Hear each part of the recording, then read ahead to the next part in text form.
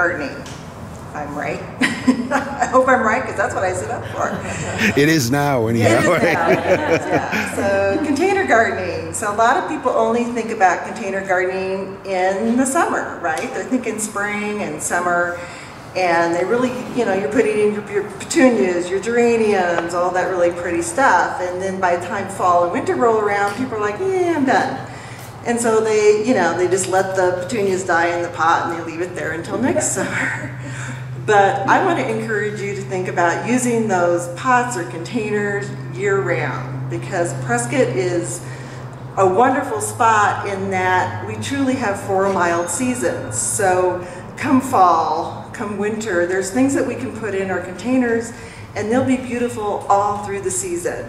And how nice it is to look out in your yard when it's the drabs of winter and you see some pretty little pansies and violas shooting up their heads. And that's what I love about here is we don't get cold enough that we're going to damage those things. So they're going to go all through the winter and into the spring for us. So you're actually getting a lot of season out of it. So let's say October, November, December, January, February, and March. That's 6 months. That's 6 months of beauty that you can have out in your yard and enjoying, instead of ignoring it and going, it's not summer. So I encourage you to think about how to use your containers all through the year. A little bit different in the winter time, but a lot of the basics are the same. So I'm going to kind of cover the basics. How many of you have done the container class before? Nobody. Oh good, I get to start. I can ramble on and on then. Because I didn't want to bore you. If you've been through a lot of it before, I didn't want to bore you with it. So we'll kind of cover all the basics. And then I'll show you how I put a pot together. Feel free to ask questions at any time. We're a small enough group that if you want to ask a question, just raise your hand or yell out or do whatever you have to do. And we can certainly stop and answer questions. So when it comes to container gardening, a few things to think about. Number one would be your container, right? Yeah. So when we think about container gardening through the winter time, the one exception I would say is if you're using terracotta or the Talavera pottery, I would recommend maybe not using that in the winter time, because they are thin. They do get the freeze and thaw in them, and then you start getting cracking. So when you container garden in the winter time, you want to go with some heavier or hardier materials. The ones that I like to garden in is the ceramic pottery. And I would lift this for you, but right now it's too heavy because I have dirt in it. So the ceramic pottery, especially pottery we bring in, is high fired. If you look at it, it's very thick. It's been high fired in the kiln, so it's not going to get that freeze, thaw, crackling, and chipping in it. And that's very important. That is truly something to think about. So nice ceramic pots are good. You can even use your metals. When you use a metal pot, there's something very seriously you need to think about. What's the difference between these two? One has holes and one doesn't. Drainage. Drainage is hugely important. So if you have grandma's cook pot and you want to plant in it, go ahead, but drill some holes in the bottom of it so that you have good drainage. If you don't have drainage, you're basically creating a bathtub. And plants, no matter what plant it is, does not want to sit in water or really overly moist soils for a long time. So if you're going to use something like that, feel free, but get some holes in there. And more than just like a little pinprick. You really want some holes in there. It's because you want good drainage. You can also use wood. A lot of people use wood. The thing with wood here is, I think you probably get 3 years out of it, and then it's just going to deteriorate. And that's just the nature of wood. It's a biodegradable product, right? It's going to biodegrade. If you're doing raised beds, kind of the things that we're talking about are going to apply to your raised beds as well. If you're doing raised beds, make sure you have good drainage in those beds. Even though you're lifting it up, usually a foot or more, you're using wood or block to do your sides, you still want to make sure it's going to drain. So I always recommend to people, go ahead and throw some water in there. Get it really nice and wet and see how long it takes to drain out. If it doesn't seem to drain well, you got a couple of options. You can do some chimney holes where you or somebody even higher will take a digging bar and punch some holes in there into that soil, and that gives you a little more drainage through there. If it's really bad, you just have to be really careful what you put in there. But I think people underestimate the value of good drainage, because if it's sitting there wet, it really is not going to be happy. Plants really need oxygen. And if they don't get that breath of oxygen, roots are gonna rot, and you're gonna come out today and go, what's wrong with that? And it just falls over. So if you have a plant that you're like, oh, it's looking funky, check and make sure you're not overwatering. I have seen people kill more plants with kindness, thinking they're doing a really nice thing for this plant by watering it, loving it, but they're actually doing it in. And along with drainage, your drainage holes, so we can cover saucers real quick too. So because you want good drainage, a lot of people don't want that draining onto their patio or their deck, and that's where a good saucer comes into play. And I did not bring one up, but a good saucer that has a higher side can be your best friend if you don't want that water coming through. Because when you water your pot, you really want to water your pot. Don't throw a half a cup of water on it and think, well, I've watered it, because then you're not really saturating that root ball. So when you do water, you need to make sure you're watering thoroughly. So you want that water to come out the bottom. So if that's going to bother you on your patio or your deck, get a good saucer to stick under it. The other thing that you can do, and that's another thing I forgot to bring up, is little what we call pot feet. So you know, you can get them where they're only like a 1/4 inch or an inch. It can be plastic. You can take an old brick. You can take some pieces of wood. And you're basically sticking it under that pot so that you have a little layer of circulation coming underneath. And that'll help there again with that drainage. It'll help getting oxygen to those roots. And so it doesn't have to be fancy. I mean, you can use some rocks even under there just to kind of lift it a little bit to allow for that circulation in there. Is that, anybody questions on that? Okay. So then the next thing is your potting soil. And this is where it gets kind of tricky, because there's probably like 100 different types of potting soil out there. The one that we have, of course, is our Waters blend. And it really is a good potting soil. When we started doing growing, 5-7 years ago, we had a growing operation, and we looked for a good growing potting soil, because it's not as easy to find as you think. So we actually had one put together for us, and we've had it tested many times since. We have friends that we know that have growing yards, and we're like, okay, test our soil, make sure it's still doing what it's supposed to be doing. And we get really good reports on it.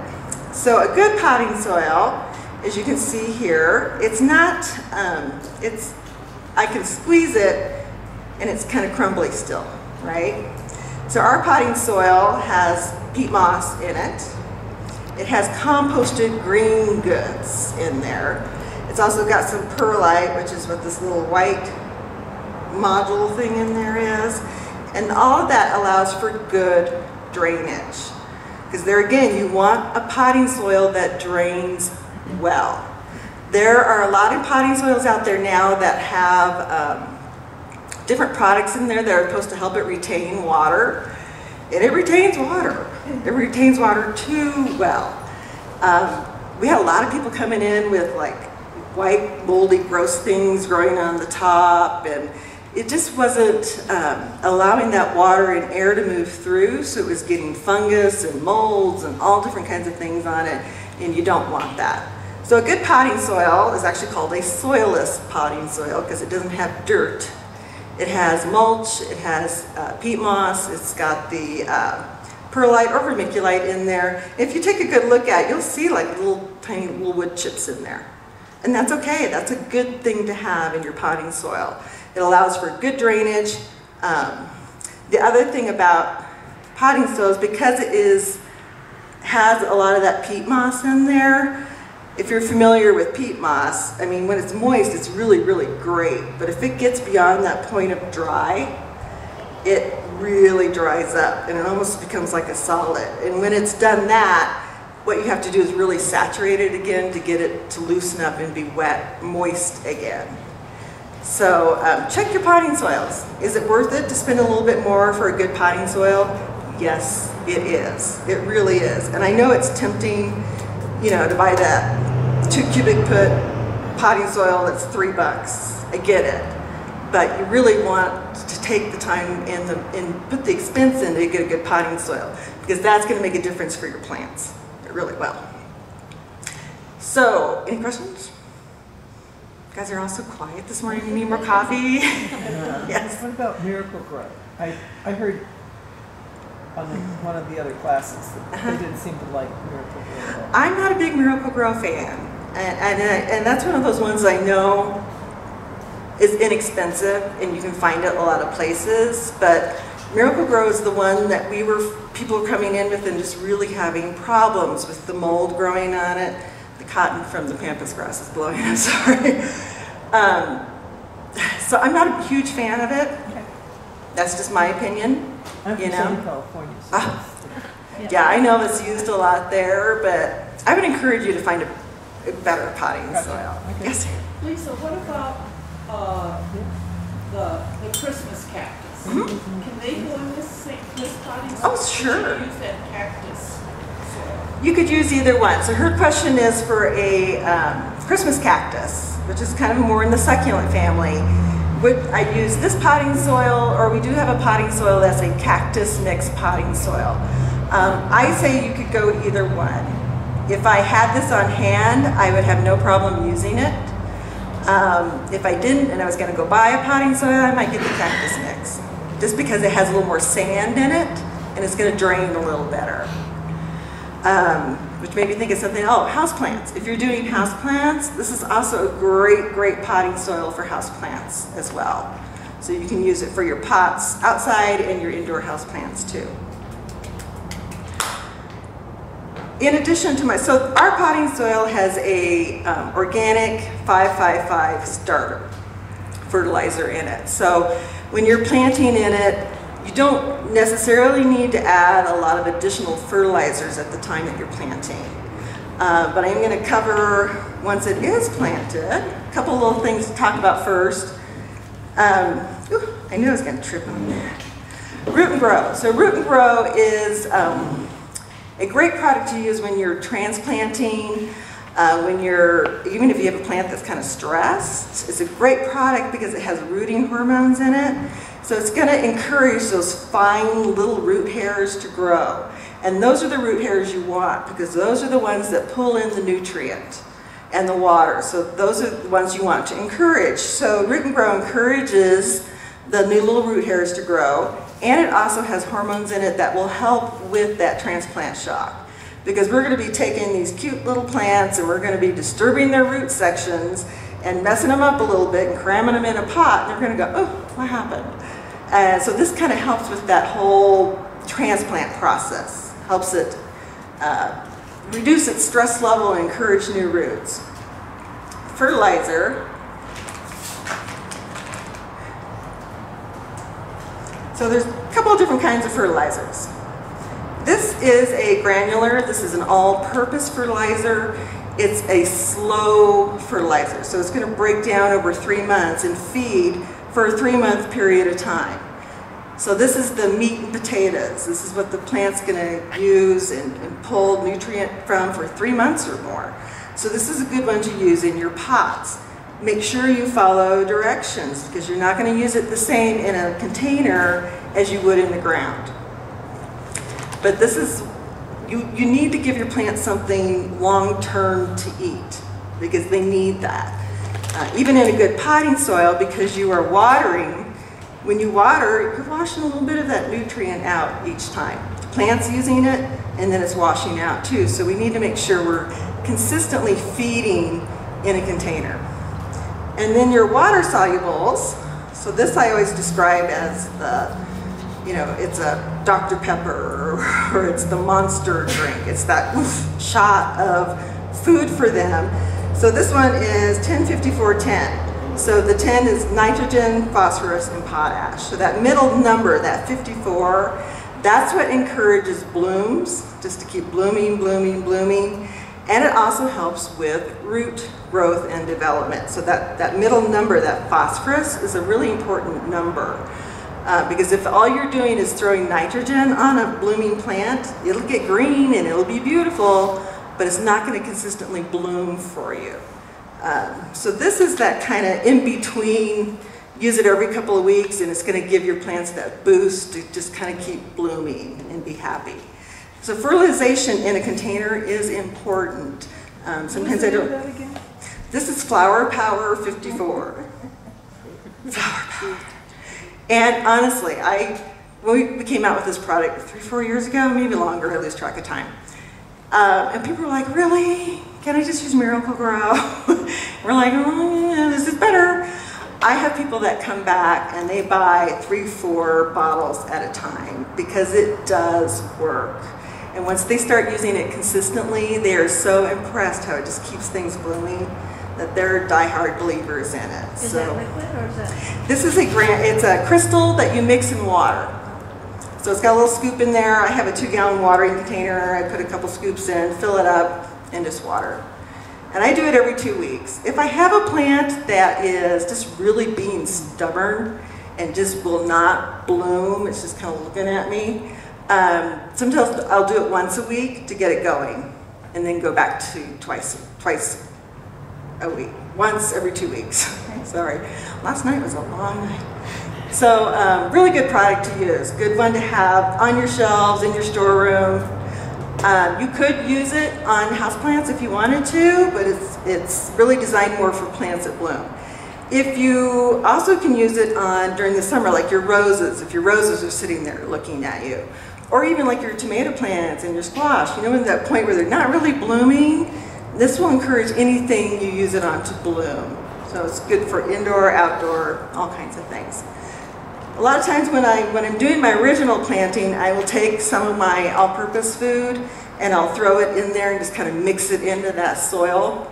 So even though my potting soil has a 5-5 starter, a little bit of this in there is very beneficial because it also has soil sulfur in it, it's got a little bit of iron, and I know it's going to feed over a long period of time. So I will mix some of that in my pots while I'm planting, so I'm not trying to do it at the end. It is, I will say, I always call it earthy. It's earthy. It has a very fragrant smell to it that's not very pleasant, but it is, because it's got the cottonseed meal in it, it's got some guano in it, so it does have quite the odor to it. I use making sure I wear gloves or I'm using a scoop or something when I'm handling it. My other caution for you, if you have dogs, some dogs are very, very attracted to it. My lab loves this stuff, but it's not good for them. I mean, if they just get some on their feet and they're licking it, not gonna hurt them. But if they go gorge themselves on the entire bag, not good. So make sure you're keeping it. If you have pets, just make sure when you're done with it, put it up where they can't get to it. Because some are very, very attracted to it. Okay, any questions? No, okay. So we covered potting soil, all this kind of stuff. Let's talk about different combinations and how to put your pots together. If I trip over this, I'll stick it in this pocket. How's that? Maybe that'll help. Okay, so I kind of threw together some combinations on the table just to give you guys some ideas of things that you could do. And we'll start down here. So when you're talking fall and winter flowers, a little bit different combos, you know, different types of plants to put together, but the concept is still the same. So we always go thrill, fill, and spill. So you need something in the pot that's going to give you some height, it's going to give you some definition, it's going to give your eyes something to look at. Because if everything in your pot is the same height, it's not very interesting. It may be colorful, it may be pretty, but you just kind of go, look at that. Whereas you have something with some height in there or something that's going to grab your eye in there, much more pleasing to people. So I try to find something that's going to give me some definition to use to kind of give that thrill. We call it the thrill. So this one is a Green Mountain boxwood. Now the boxwood is going to stay evergreen, even in the winter time. It's going to be a real pretty evergreen. The other thing I like about boxwood, if you're one of those people that really enjoys crafting and messing with plants, is these can be trimmed. They can be shaped to however you want it to be. So if you want to create a little more of maybe a cone or a Christmas tree look, you can trim these and keep them trimmed that way and give you that style.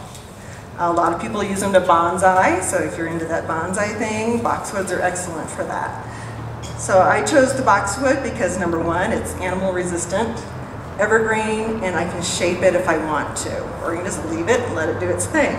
But that's going to be my thrill, the thing that kind of catches my eye. And then you go, well, I need something to fill in the space here. And I'm going to grab, maybe I'll use that, just to give you an idea. So when I have my thrill, you got some options with where you place it in your container. Plants are tough. So you can put it smack dab in the middle. So if you're going to be seeing your planter from all sides, you can put your thrill smack dab in the middle and then build your fillers around it. So you can put something there around it. If your pot is going to be seen only from one side or from a couple corners, what I usually like to do is I'll shove it towards the back. And the reason I do that is it's going to give me more room up here to put some more plants and really fill that and make it really pretty. So depending upon where your pot's going, it's going to depend on where you want to put your thriller in there. So you always start that in the middle. I'm going to move over here because this one has soil. So you're going to pull them out of their containers, and when you pull them out of the containers, first thing you notice is there's a lot of roots all wound up in there, right? Well, we want to loosen that up. We don't want to just throw it right in our pot like this, because what's going to happen is those roots are just going to continue to do this. And they're just going to continue to wrap around there, and they're not going to root out. You want it to root out. So you do what we call massaging or tickling or whatever you want to call it. Scarifying is the official term. Do it on the bottom. Do it on the sides. You just really want to loosen up those roots. What that's going to do is encourage those roots to move out through the pot. The other thing I would say, while we're talking about this, if you're redoing a pot that you've had from summer, maybe you had geraniums and marigolds and that type of thing, you're going to use the same pot. The temptation is to keep that soil in there, right? You pull the plants out and there's about that much more soil in there. And you're like, well, I can just use that.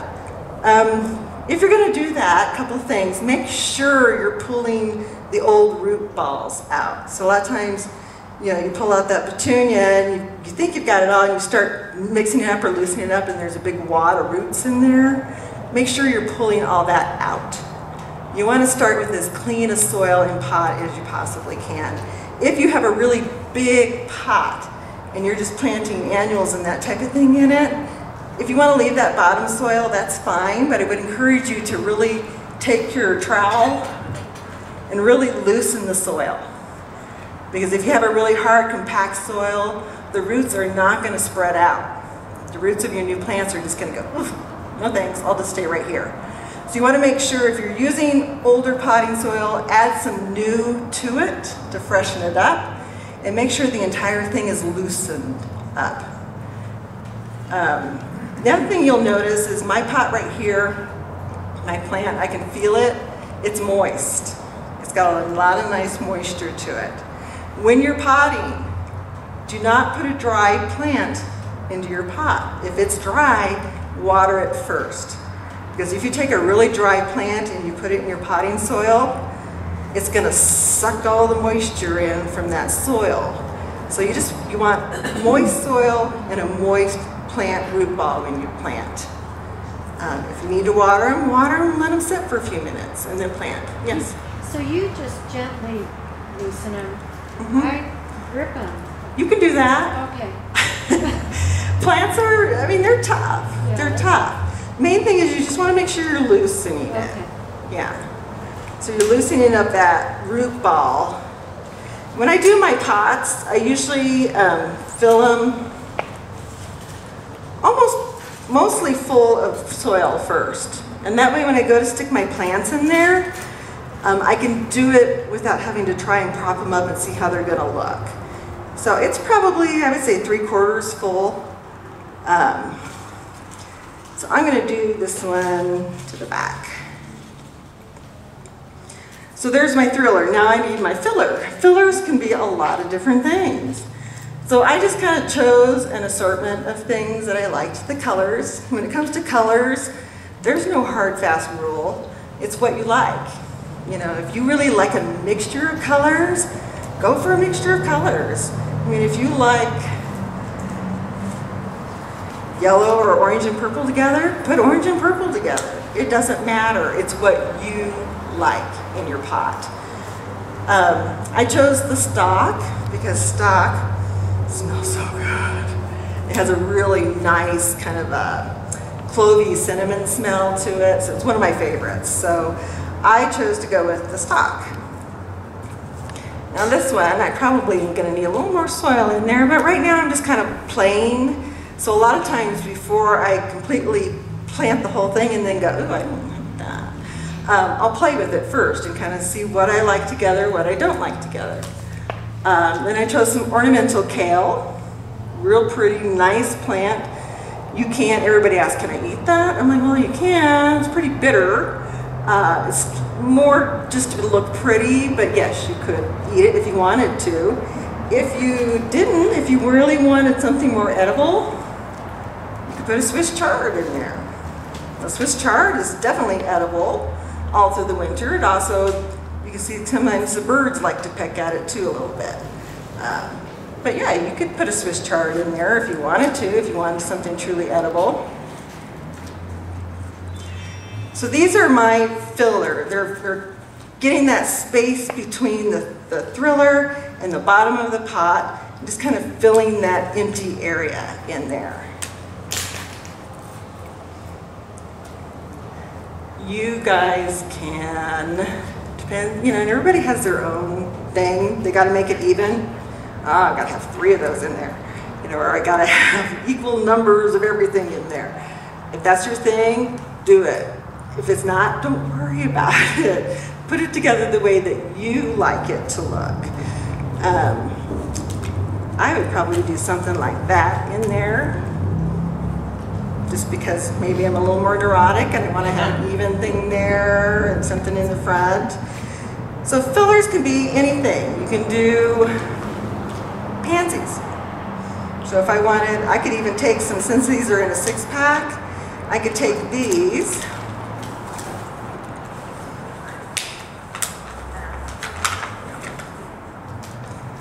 and maybe pop it in that hole. So I'm filling that space. And then you have your spiller. Spillers are things that drape over your containers. You don't have to have it. Some people, I like to do it because it kind of softens the edge of a pot, but you don't have to. There again, it's kind of your personal choice. And so you could pop that in there, and that's, ivy is actually evergreen. So even dead of winter, it's going to look like this. So it's going to spill over the pot nicely. The thing about ivy and vinca is another great spiller. You got to keep your eye on them though, because they are, yeah, they'll take over your entire pot if you let them.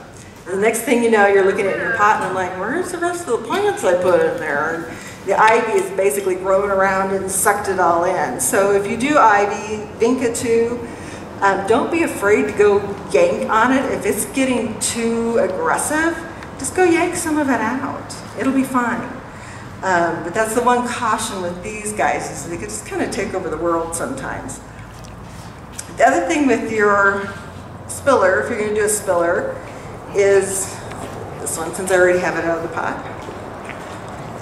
You can plant, instead of just planting just like this in your pot, so I can do that, but you can see how it's not really draping the way I want it to. If I really want it to drape, I can take it and plant it at an angle. When you plant it at an angle, it's going to give you a lot more drape on there.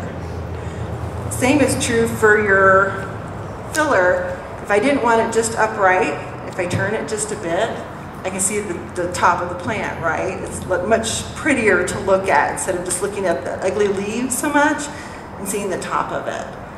So don't be afraid. You don't have to plant everything just straight. You can definitely put them at angles in there. So this is one combination. If you don't like the variegated, and some people don't like variegated stuff, that's fine.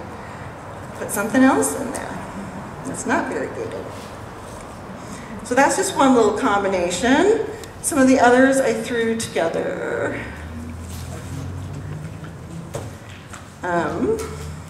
So this one I'm using more of my fall colors, right? The oranges, oh sorry, little plant.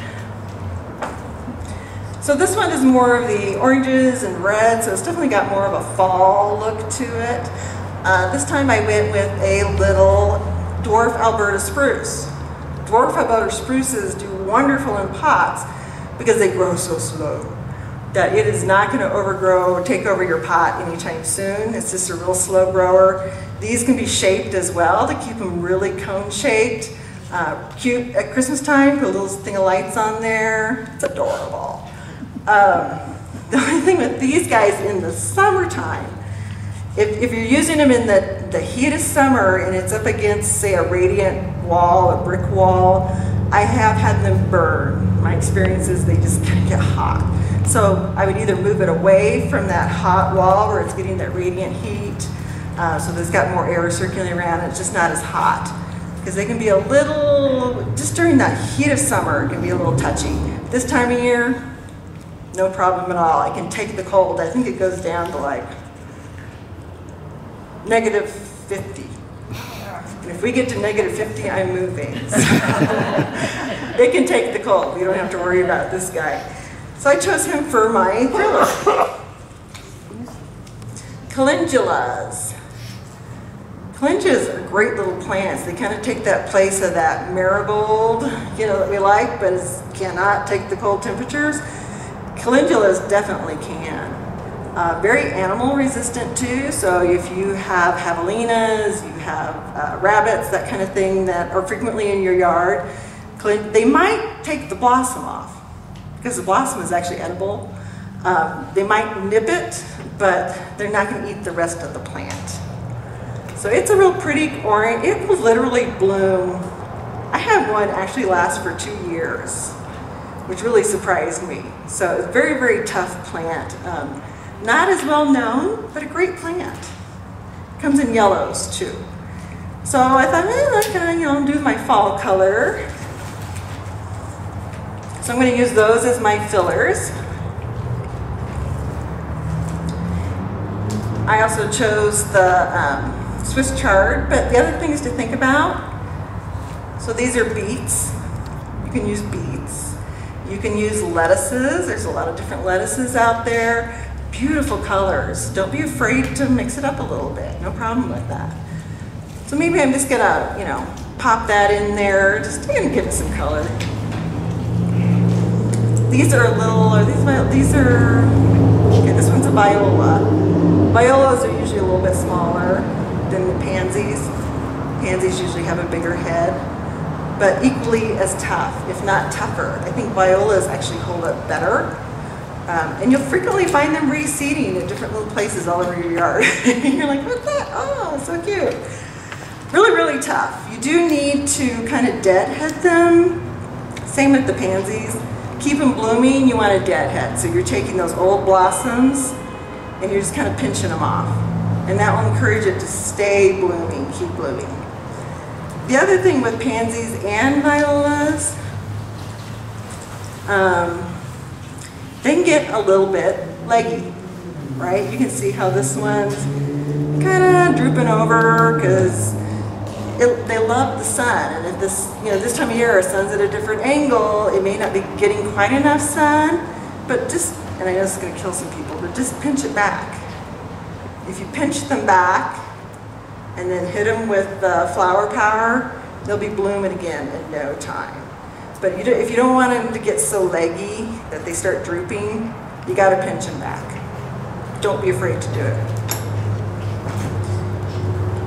But I liked this color because it mixed really well with my Swiss chard. I thought that was pretty.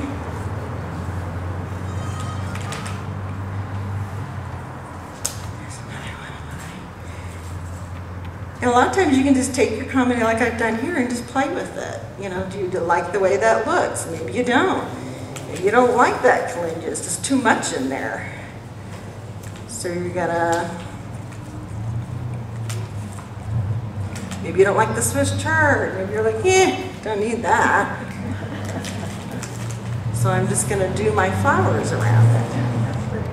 Yeah. And then if you want to soften the edge, you can put your ivy or vinca. So don't be afraid to play with your combinations. A lot of people take the carts, and it's a great display space up on top of your cart. So you can just pull things and get it to where you like it. Then you're not buying a bunch of plants you don't want or you don't need and taking them home and going, now what do I do with this? Buy another pot and get it going. Just use the top of your cart to play with your combinations and see what you like. Ken is going to cut the pumpkin. So his first thing he's going to start with a knife. And if that doesn't work, he'll probably end up with a chainsaw. So it's kind of that Ken against giant pumpkin thing. So we want to see how easy it is to actually cut open.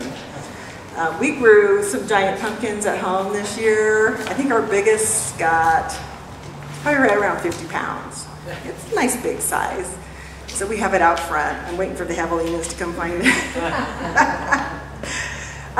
So another thriller, I love this grass, and people have, it's actually a sedge, but people have very definite opinions about it, right? You either love it or you hate it. You love it or you think it's dead.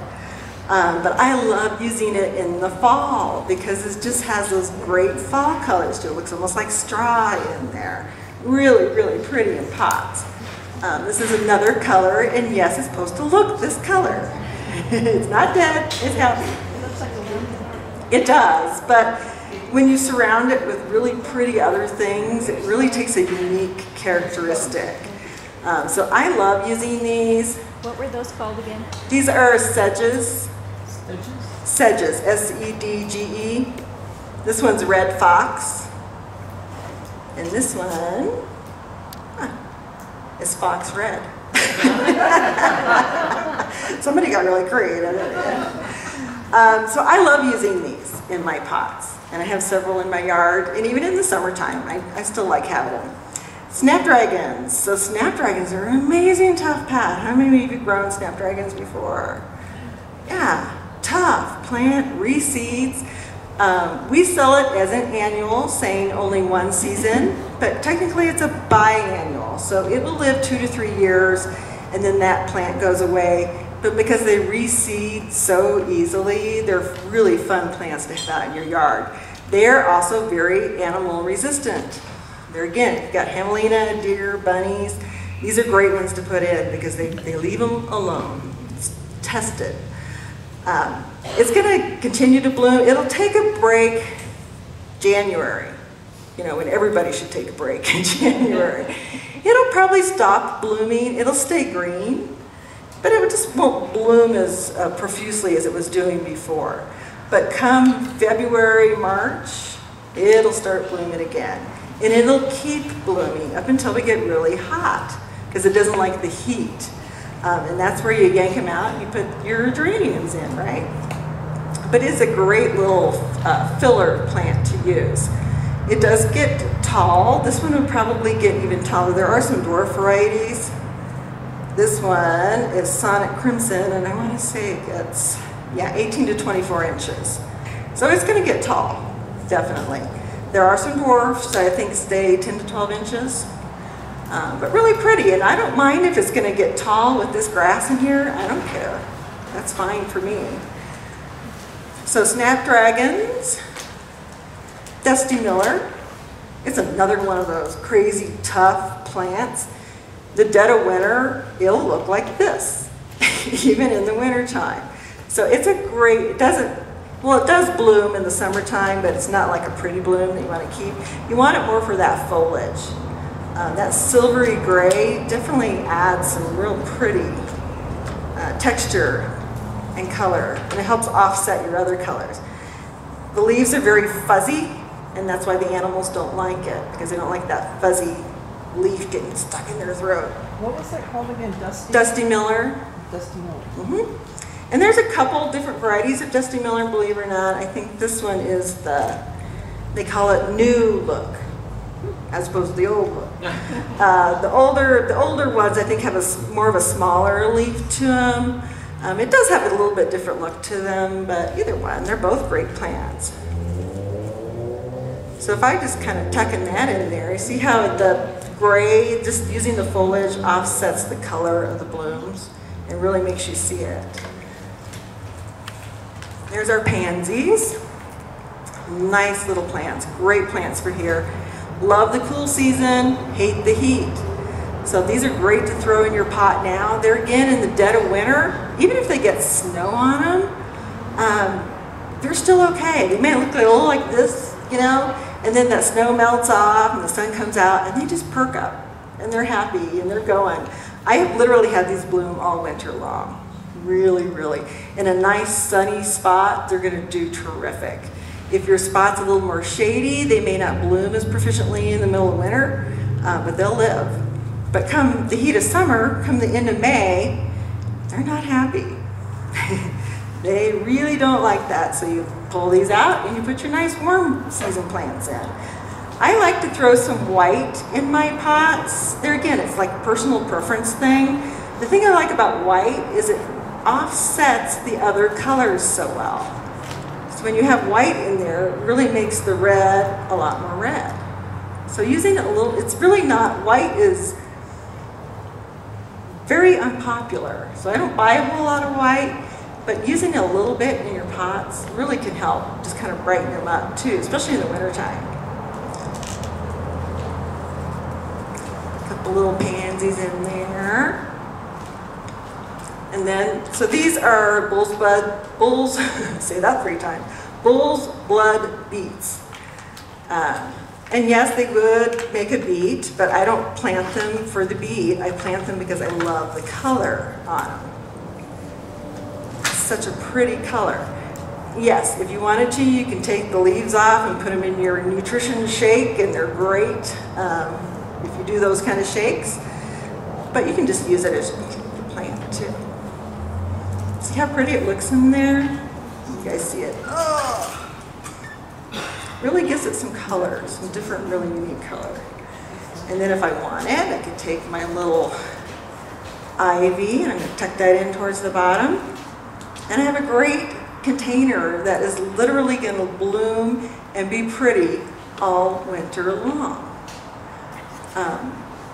And there again, color combinations, use what you like. Don't use what you think you have to have, but use what you like. If you like the dark purple with red, use it. If you don't. Is that a pansy or a viola? This one? Uh-huh. I think it's a viola, Okay. just from the shape of the, Okay. and they're both equally tough, really. If you got a great big pot, by golly, you can cram all sorts of things in there and have fun with it. So yeah, your combinations, make them what you want to be. I brought this one, just kind of give you another idea. So this is Rainbow Ascot Euphorbia. This actually kind of falls in that succulent family.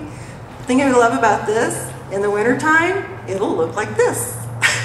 And you wouldn't think it would be that tough, but it really, really is. Very drought hardy, doesn't like to be overly wet, so it's a great plant for people that travel a lot. If you're gone for the week at holidays, you don't have to worry about it as much. In, I think, February or March, it sends up these blossoms, and these do get taller. I mean, mine at home is probably about like this, so they do get taller. It sends off this really, it's not really a blossom, but we call it a blossom, and it's like a chartreuse green, and it's gorgeous, so pretty in the spring. But if you're going to plant a succulent, you need to plant other succulents with it, because you wouldn't want to plant this and a calendula, because they have different water needs. This is going to need more water than your succulents, euphorbias. So plant like plants together that want the same conditions. So this is really cute. This is a little mixed pot. It has the dragon's blood sedum, it has the blue spruce sedum, and it has Angelina in it. This is great too because it's going to keep its color all winter long. So a nice little combo. I just threw it up here to show you there are different things you can use. Succulents are really terrific here. Make sure you're getting winter hardy succulents because there's a lot of succulents that are not winter hardy and they will not take our cold and they'll just be melted little balls of ooze.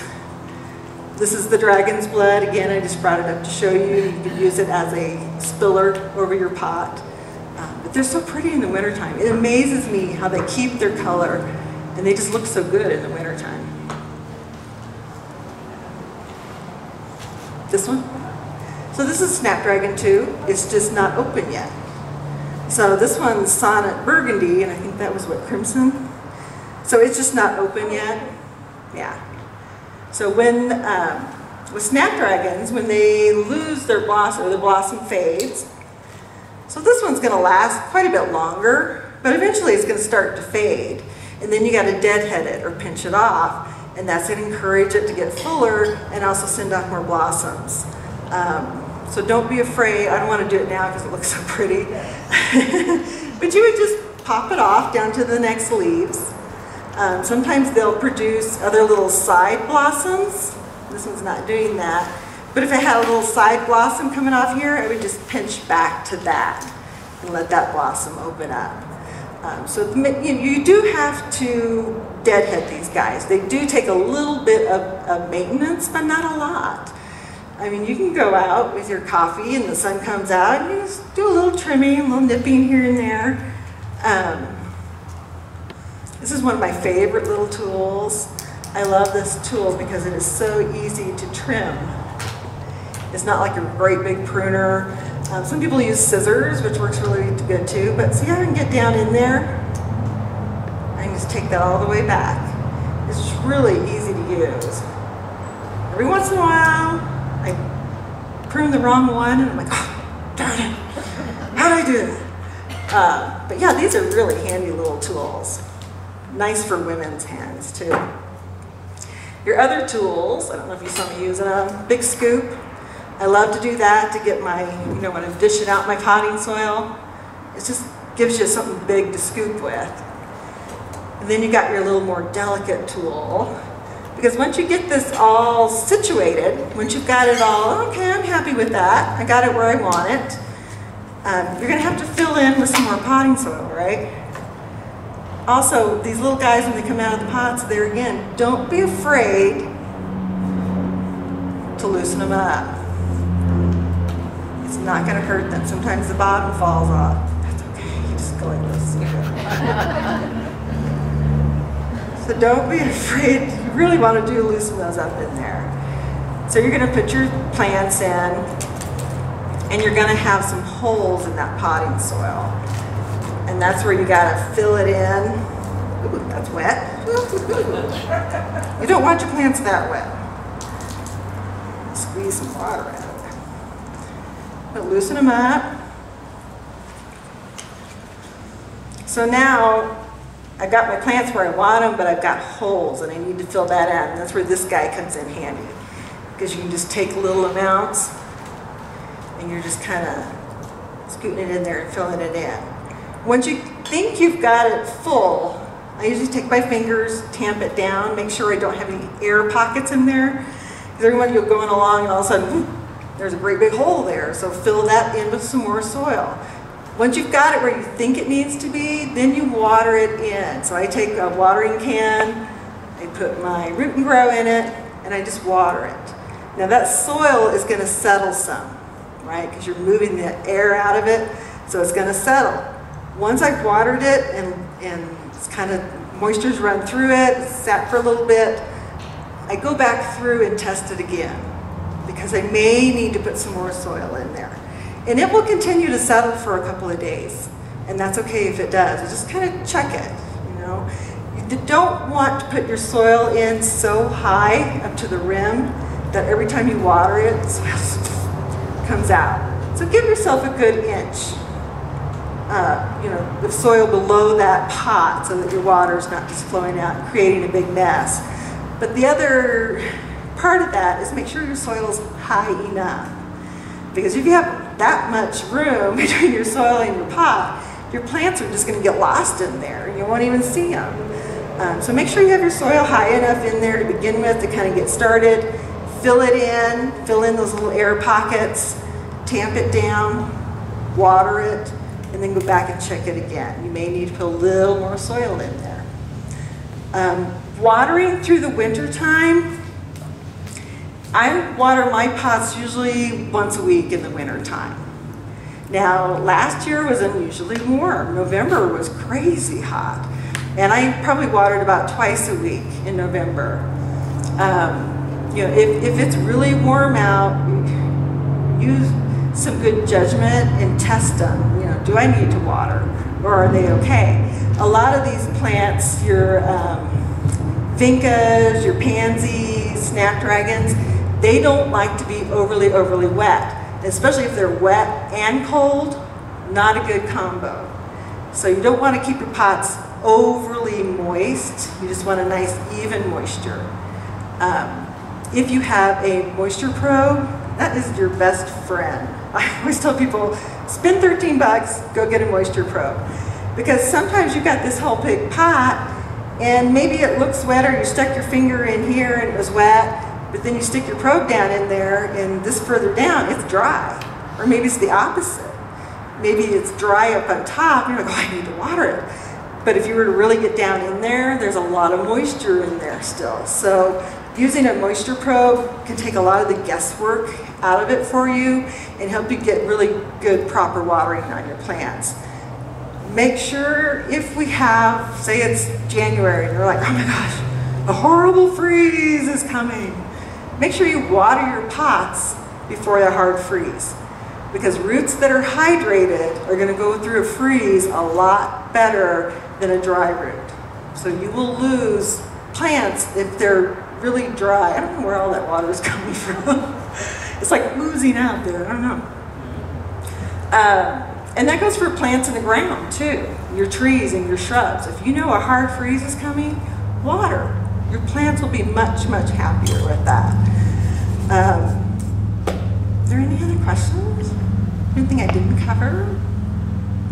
When you were talking about a good saucer and drainage, one thing that I've found that works for me is a layer of gravel at the bottom of the saucer and then just place the pot on that and it Excellent. aerates and it. Yeah, so her suggestion was, when we talked about using pot feed or whatever, she uses a layer of gravel in her saucer. And that's excellent, because you're lifting it up, it's still able, air is able to circulate in there. So excellent idea, And definitely. Oh yeah, or decorative rock, you can even use a little decorative rocks, you bet. So I think I covered everything. If I didn't, you have a burning question, but you didn't want to ask it in front of everybody, well, I'll be up here, I can certainly answer questions for you. If you brought a pot and you want to put one together, we can certainly help you do that if you want to do that. But if there's any more questions, great. You guys have been wonderful. I would really encourage you, even though some of your plants may look good right now, those summer plants, get your pansies and your snapdragons in, because we want to get them rooted out before the really cold winter comes. They'll be a lot better. Okay? Thanks, guys.